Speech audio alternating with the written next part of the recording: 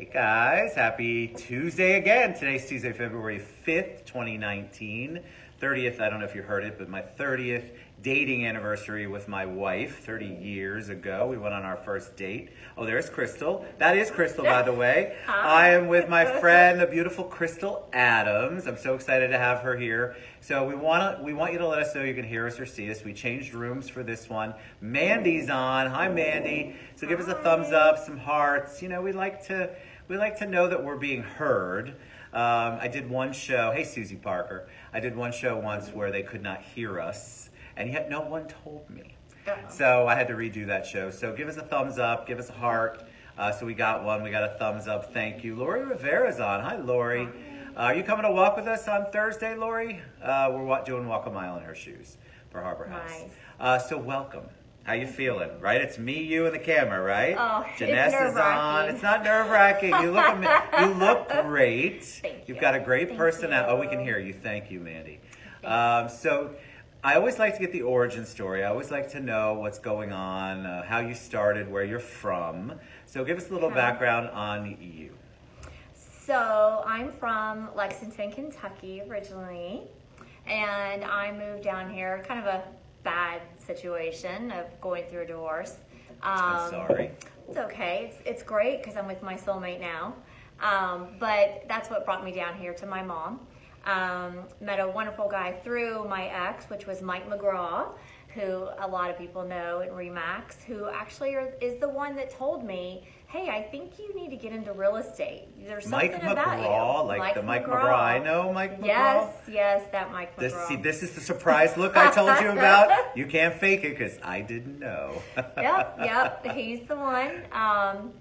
So I did over 15 years ago, although I did have to work full time for my whole situation of what happened with me. But what'd you do full time? Like, what was your? Obviously, most people aren't born and go, "I'm going to be a realtor at the Right. show and tell at first grade." So, what did you Yeah. want to be, and what did you end up doing full time before this became your career? Oh gosh, I used to want to be a lot of things. I wanted to be a vet. I wanted to be an attorney, which a lot of people said I have missed my calling, but it's too many years in school. It's a lot of school. It is, and school. I'm not really a fan of school, honestly. So There's nothing wrong with that. So I came here. I was a full-time mom, and then I came here, had to get a job, and ended up getting one at Target at first, and then How was it working at Target? It seems like it would be a dream fine. job. Well, actually, I worked in the photo lab, which was kind of fun because I got to see all kinds of pictures. Oh, I forgot they used to have like photo labs. Do they Yes. still have those? They do. Okay, I They did do. not I know know. that. Everything's so digital Everything's now. digital. It is. But so I had started there, wanted something more for myself and my two boys, and I applied for FHP, which I had gotten it, but then I didn't want to spend so many weeks. FHP, like Florida Highway Patrol? Yes, I love law. I meant to. So you wanted to, yeah. okay, again, you can't make it up. That's why I don't find out anything. You Yeah. wanted to be a Florida Highway Patrol woman? Mm-hmm. Wow. Power. It's Like that, you know? That's honesty right there. It's power. Power. I don't know. It's something about it. It's like, I'm always, anybody who really knows me knows, like, I'm into the investigating. I'm that researcher. Oh, you like all those shows I do, like Yes. ID or investigation, Yes, discovery, I'm always whatever trying it to is. solve things love and it. fix people. But yeah, I mean, that was really the only A I guess I got in college was criminal law. So you I decided loved that was it, but so you didn't go that path. Didn't go that path.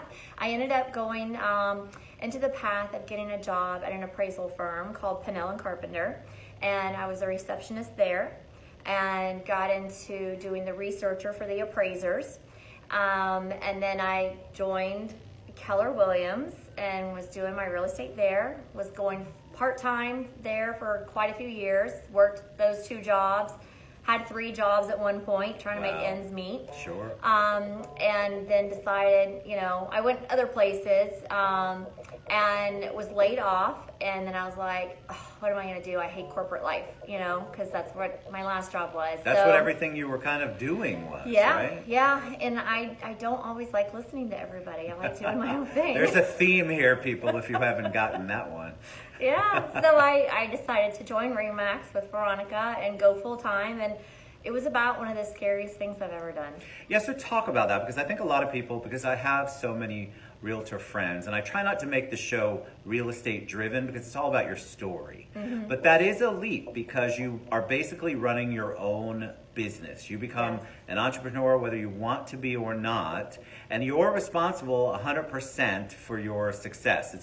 It can be very hard when you come from a corporate world where you have vacation days off and sick days off and you get paid during holidays. And so real estate is one of those things where you're a business owner. Oh yeah. So how was the leap for you? What was the final thing that said, all right, I'm going to do it. Crystal, I'm doing it. How am I going to do it? I don't know, but I'm going to do it. Yeah, my husband, Veronica, did push me. She was like, you can do it, because I was very doubtful that I could pull it off. And she was like, well, do you even know your numbers? I'm like, no, I don't pay attention to that.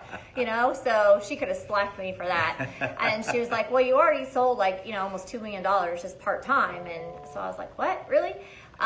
So she kind of pushed, and then it was my husband ultimately who gave me the thumbs up and was like, this is what you love. Why don't you go take it, do what you can. And if you don't like it and you want to go back to full time and continue doing it part time, then fine. And so I jumped in and ran with it. What was it about it that because you jump in and you don't know you're going to love it in the beginning. You don't know. That's any entrepreneur. You could have an idea that this sounds good. It's great. It sounds so cool. I'm my own boss. I can make my own hours. Hey, Danny, I can do all of that. But once you jump in, then you realize, okay, there are still some drawbacks. Thanks, Danny. We love Danny. But there are still some things, and then you don't necessarily know you're going to like it. So when you jumped in, did you realize immediately, hey, this is definitely where I need to be? Or did you have to maneuver through and kind of find your way? I knew it. You knew it right away? I knew it. It was always more of my passion. It was always something that, I just love helping people. I mean, it's like the fun part really is at closing, and they're so excited, and or even in the beginning when they find the house and we're under contract and they've won the bid or they've got the offer in, and just having them start that new chapter. Right. Everybody gets so excited, and that's what just keeps going on. Even though times I want to pull my hair out. Of course you and do. Choke some people. It's part of the job. All in all, I just love it. I love my job. I have a good job. Shauna says, I remember you asking me about Remax back in the day. So proud of you. Yes, Shauna. And Danny says, love you, too. Macaroon. I love me some Danny Hernandez. And Shauna. Yeah. All right, so but you get in, and then how do you decide you're going to do full time? So this is going to become your career. This is your entrepreneur. This is your company. Because that's really how it works in the real estate world. You have a franchise, you have maybe a broker, but it's still you. You're driving everything. So how did you make the leap from doing it part-time and then realizing, all right, I can do this full-time? Was there difficulty in time management? Was there difficulty in acclimating to 90 hours plus a week instead of part-time, which is probably 85 hours? What was it like for you? What did you do to help other people? What did you do to overcome any of the stuff that you had to deal with? So many questions. I know, I threw it all at you. I'll try to answer them all. Okay, keep going. So, you're good. See how easy this is? I wasn't sure, so I just basically let everybody know, of my friends, that, hey, I'm doing it full time now. Let me know what I can do, what I can help with. I always knew that I loved it, so it was just the fact of letting everybody know that it was just my completely full time. And I just basically went for it, helped every single person, did the things that really didn't make me much money, because it wasn't all about that. It was like, hey, I'm doing something, I'm going to just keep going. Started with the marketing all over again. It was like I was reinventing the wheel. You're building, all over right? Again. Vic Palazzo, I don't know if she saw that, but Vic said you're one of the most special people he knows. Oh, I love Vic. I I've love known Vic Vic Palazzo. when I first got started, and when I was working my third job is when I met Vic. At the Mulberry. At the bar, Mulberry. Bar. Yes. They're in Avalon Park, right? Yes, in Avalon Park, and I loved him then. I love him all the way through. He's been such a great friend to me. And Greg Perlman's popping on. Oh yeah, we were just Greg. talking about you, Greg. We were. I don't think Greg pop on very often. Oh, we talked a lot beforehand. All right, so so you're going through, and then you had to figure out. All right, this is what works, because I think a lot of people immediately believe when you say, I'm going to be an entrepreneur, all of a sudden the floodgates of cash open up and you're making 6-7 figures, and it's all glamorous, and it's all, I don't know, popping bottles, and you're on private jets, and it is so far removed from that. But I don't want to discourage anyone, but I also think it's important that they hear it. So you did a lot of things, you said, that didn't necessarily make you money, but you were building. Yeah, I was gone from my family a lot. I mean, my poor kids and my husband, they just didn't even know me. I was coming in and they're like, hi, and then I would basically turn right around and be out to the next client, and they're, where are you going? I'm working, you know, and they're like, oh my God, you're always working. 10, 11, 12 o'clock, you know, on my phone, on the computer. I mean, I still do it now. It's nonstop. It's 24/7. I mean, when I say vacation, do I really get a vacation? No, I don't, honestly. I feel like I don't. No. But here's what the flexibility did for me, and tell me if this is your story. So we have traveled a lot, and the blessing of being an entrepreneur is that I was able to travel because I wasn't tied to a job that said you have to be here 8 to 5, 9 to 5. Right. But I still had to work on my vacation. So it's a give and take. You just have to figure out what's worth it to you, what isn't. I'd rather have visited all the beautiful places I've been to and had to work maybe an hour out of the day. I'm still having a cocktail, people, so don't think it's that horrible. But I'm still working. Right. And I think a lot of people need that clock in, clock out. I'm not one of those people. No, I can't stand the clock in, clock out. I mean, if I've got to go do something with my kids, I'm able to. If I want to go run here or run there, I'm able to.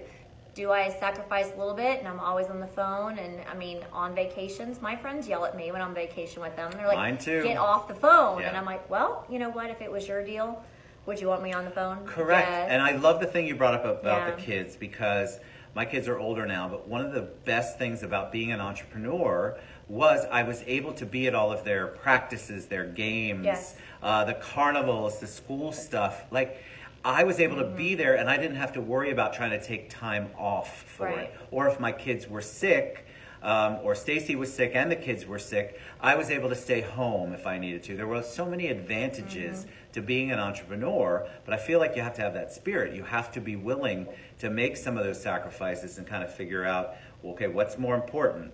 Me being on vacation and having to take a call, or me being at home and not even be able to go out on vacation? I get 2 weeks a year. Yeah, and it's time management. I'm horrible about that. So bad. So how do you do it then with a family? So you're horrible. You must be better at it than you're giving yourself credit. No, I promise you I am not. I am not, because I am juggling. I mean, it's multitasking. Sometimes I feel like I'm losing my mind, but you should see my desk.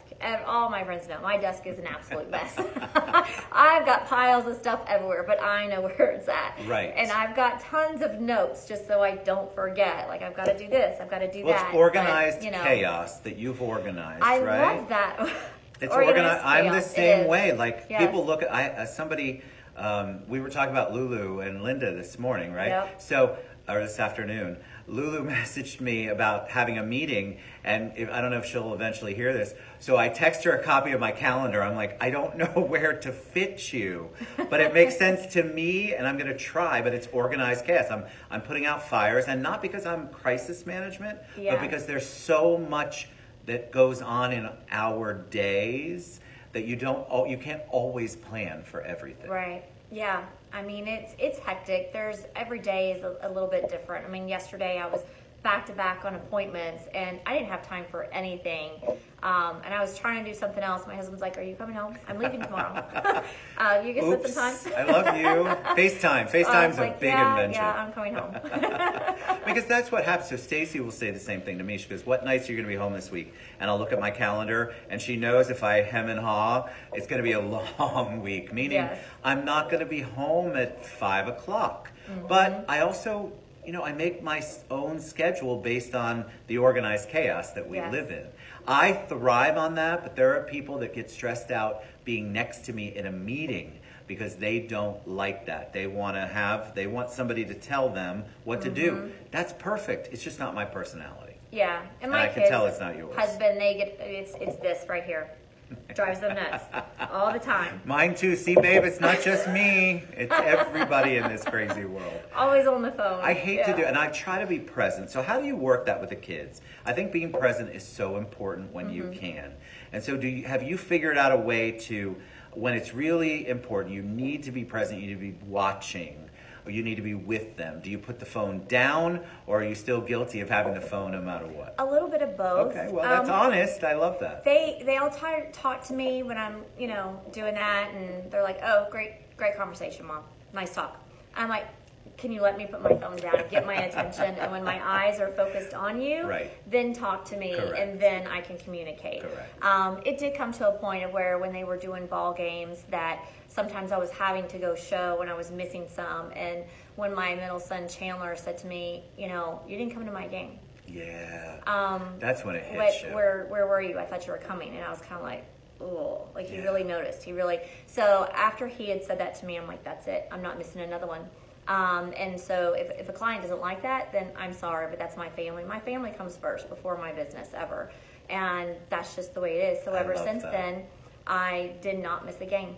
And I rescheduled. I'm like, it's going to have to come before or after, and that's all. I love that because you're setting boundaries. And I think people who are entrepreneurial spirit, that have their own companies, that work their own deal, boundaries can be very hard because you're the answer. You're the janitor, the president, and everything in between. And so you have to balance it and answer all the questions and be the answer all. And you're the brand, especially in your business, like I'm the brand. So they don't necessarily want to talk to your assistant if you have one. They want to talk to you. They want to talk to the person in charge. And so it can be a big balancing act. But I love the fact that you set a boundary. You set it and you go, it's not going to happen during this time. Right. I think that's so important. I think people forget that. My kids will say, they'll joke with me because they know it's the button they can push. Just trust me, as they get older, as you know, they're going to find those buttons because they get smarter about it. I don't know where they get their sarcasm from either. But they get smarter and they'll push the button and say, I don't remember you ever taking me to school. I'm like, what? Yeah. Are you insane? Or you didn't come to all my games? Yes, I was at every single one of those games or practices or cheerleading things or whatever you were doing. But kids do remember that. They remember. And they need you there, they want you there, and they want you paying attention. So, when the girls want to gab during games, and I was also going to my husband's games too, so it was a constant, activity all the weekend. What kind of games does he? Well, now there's like no games going on, which I'm loving. You're thrilled about that. I'm loving. I have some weekends to go boating and spend like regular time, but my little one, he does need to get into some sports because I am missing it a little bit, and he asks to all the lacrosse moms. He keeps trying to get me to get in there, but I hear all the complaining, when I'm doing stuff, and they're like, I got to do lacrosse, and I'm like, sorry for you. Hunter did lacrosse, and it's a lot of practices. Yeah, I don't have It's a lot. So what we tried to do, and I think all parents, you want to find the thing that's right for them, because you're also, remember, you're back to the entrepreneur, you're trying to balance your time out. Yes. You're like, okay, well, I don't want it to be a failure that you don't want to, but I also don't want to worry about how am I going to figure out how to get you to 3 practices a week and a game 3 games on Saturday. How is that even going to happen in our world? So you want them to pick something that sort of fits in your world, and sometimes it doesn't. Trust me. It's like this week. I'm single momming it from today to Friday since Chris is gone, and I've already got showings after this, and they wanted to do tomorrow. And I'm like, before or after? My kid's got to be home. How old are your kids? There. I've got an 18-year-old. You have an 18-year-old? Yeah, he's actually going to be 19 at the end of the month. No way. Oh yeah, they're all are coming young up. looking. Thank you. Very young looking. Botox does. I had it done for the first time live 2 weeks ago. You did? I never had it done. Oh my God, that was insane. Yeah. And then I had a filler, and then we did a show. They're having an event here at the club on Thursday. Oh. And so, wow, I can't see Botox. I don't know how it works, except that I know that I can't really lift my 9 head right now. I mean, you can see it. God, you can't miss it. I still have to be able to move. I don't know how that's working, but they got rid of all of that. But you look very young. So you have an 18-year-old, almost 19. Yeah, almost 19. My 15-year-old will be 16 here shortly after next month, and then I've got an 8-year-old going on 9. Wow. Yeah. So, boys, girls? All boys. Oh, you have all boys. All boys. All right. Oh, yeah. And I'm not the queen of the house either. Don't even think that I'm the queen because I'm the only girl. Well, now I have a little girl. I've got a little dog. She's my girl. Oh, you've got a girl dog. That makes it balances. Yes, finally. But I'm still not Queen Bee. Who's Queen Bee? Nobody. They are. Well, with 3 boys and a husband, that's got to be difficult. I mean, I rule the roost to an extent, but still. Are you the one that everybody goes to? I'm always fascinated on the parenting side because the kids learned how to play us at a very young age, still do, and they're all in their 20s. And so, and we allow it because we know what's going on. I don't think we don't. Right. But so is it hard? Do you guys have specific roles that you go into? Does Chris do one thing and you do another? Or are you just constantly a united, unified force? We try to stay as united as we can. Sometimes it's a little bit hard. We'll all give in. And, you know, I think we both have our balances. There's times where I'm the tough one, and then he'll be the okay, you know, whatever, go do it. And then we'll flip-flop. And then at other times, depending on the situation, it is headstrong. Like my oldest wants a motorcycle. Apparently did a weekend class, you know, to learn a motorcycle. I'm like, you will not get a motorcycle as long as I'm alive. And you're definitely not living in my house having a motorcycle. I'm like, no way. So he ended up making me cry because we've had the conversation, and like I've told him, you know, it's not necessarily you, it's everybody else. So it definitely scares me. Of course it scares you. I love that you're able to have, so you've got the older kids and the younger kids. I love being able to have the conversation with kids. I love being able to have the adult conversation. It doesn't mean that at the end of the day I'm still the parent. Yeah. But I love being able, hey, what's up, Steve Placey? What's up, buddy? Hi. I love to be able to have that conversation because it's really hard to negotiate or rationalize with a child that's in single digits. You want to, but it's not the same as an adult. Oh, that one acts like he's 18. Oh my God. Well, he's hilarious. the baby boy. He is. He's hilarious. He he's knows so what he's funny, doing. but he's such a loving child. But he's kind of got both personalities of my older two. But he's just a trip and a half. I can wait obviously till he grows up, but I can't just to see how he turns out. Sure, how he turns out. Yeah. Well, you guys obviously you have this wonderful parenting where you can talk about, like I feel like a lot of people don't like to come on the show whenever I talk about parenting. I'm really careful because people will they're angry. I'm like, oh God, let's not talk about angry parenting. When you're realistic about your parenting and your relationships, it's not just parenting but any relationships. When you're realistic about it and go, oh my God, yes, they push my buttons. I know what they're doing. All the time. I'm excited yet scared how they're going to turn out because it's going to be interesting to see how that whole mixture goes. So talk about the real estate world real quick, because I want to give you some kudos on that. You're an amazing realtor. You are an incredibly successful realtor. What do you see? What's going on in the world of real estate right now? What do you see? Oh gosh, so much craziness. I mean, everybody, it's always what's going to happen. Is it going to go down? When's the market going to go down? But I mean, it's been good. So I love the fact that, you know, now the rates have gone down again. I was getting a little scared about them going up and kind of bumping people out of their opportunity to be able to purchase. And I feel like it did take a little hit, but I don't think it took as much of a hit, thankfully. But I don't think it's, and look who just popped on. Miss Figueroa, what's up, Veronica? Hey. We were just talking about you. Yeah, I feel like it hasn't taken the hit. And what's interesting about the rates on the mortgage side, people are like, oh my God, the rates. I go, yeah, but they're still historically low, even with the bump up that we had for a little while there. So it's not all of the doom and gloom and the world is coming to an end that the news portrays out there. I feel like there are still amazing real estate deals going on. It's still affordable. The housing industry, which I'll ask you about, the apartment living here is outrageous. The cost to rent an apartment, it's insane. I mean, it is definitely a mortgage payment less, more. It's more than a lot of the mortgage payments that we see. So I love the fact that you are not crying Chicken Little like it's all coming to an end. But I do have people that reach out to me, Ted, you don't know what you're talking about, the real estate market. It said it on XYZ News. I'm like, why are you watching the news? I don't watch the news. I catch it every now and then, but honestly, I gave it up years ago because it was so negative. I mean, every time I got done watching it, it was like, oh God, you know, life is just so bad. Yeah, if you watch that news all the time and that's your only connection to the outside world, you're sad and depressed all the time because there's nothing positive that goes on the news. And I'm always the positive.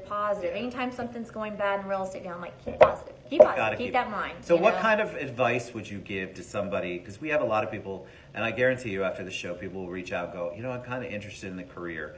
What kind of advice, if somebody's interested in getting into real estate, what would you tell them to do? Otherwise, make sure you get your class done. But what would you tell them to do to get started? Would you tell them, yes, this is a great industry to get into?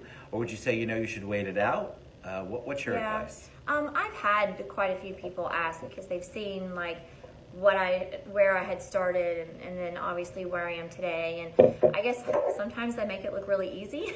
But I kind of give them the good and the bad. I mean, it's not for everybody. You really have to have thick skin and that attitude to keep pushing through. But at the same time, I am a very sensitive person. Even though I've got that bulldog name, I'm very sensitive. But I feel like in hindsight, going back to start, I feel like I should have joined a team to learn and not reinvent the wheel all the time. But my situation was different, where I needed to work a full-time job. I mean, I was on, I was on welfare when I moved here. So I had to work a job. I couldn't just rely on having a 1099 and someone feeding me, stuff, and then working hard and giving 50% of my commission. I needed the medical and everything for my kids, so I had to tough it out. And unfortunately, I struggled a lot, in it. And I feel like if someone's able to take that leap, go join a team, learn. If you think it's going to be that 9 to 5 and you kind of like that and you like those paid vacations and stuff, then it's not for you. You need to run screaming. Yes. Because it is nothing like that. It is not a 40-hour week at all. I mean, I work my butt off. That's why I only have one. So, but honestly, I love my job. It is for a lot of people. It's a great career. If you love working with people, you do have lots of personalities you're working with, lots of different scenarios. And you're messing with you're messing with people's money. Big money. It's their biggest investment. So you have to really be serious about it and be ethical. I mean, you got to treat people like they're your family, and that's how I am. They're my family. They're under my wing, and I'm going to do everything in my power for my client to get them what they want and do it ethically. All right, so we're going to share see how fast that went? We're going to share all of Crystal's contact information. Reach out to her, because when we bring people on the show and they talk about what they went through, like Crystal, you could reach out to her. I mean, these are accessible people. So if you have questions, she's not going to be shy about answering them. She's not going to take any issue with it. So reach out to me, reach out to her. I'll put you in touch with her. We're going to share all of that after the show. So any parting words of wisdom for them, anything you want to share with them before we head out? Just be real. I can't stand the fake. Just be real. Be who you are. Give everybody the love that they deserve, and fight hard for your client, for anybody that you're working for. I love it. All right, so how was it? Awesome. See, I had so much fun. I told you, it's not, you were so nervous. There is no way you're going to leave here and not be in a good mood. And what you gave them was your heart and soul, and that's what they like to see. So thank you for doing that and trusting me. Thanks for asking me. We love you guys. We'll see you tomorrow. Bye. Mwah. Take care. Bye.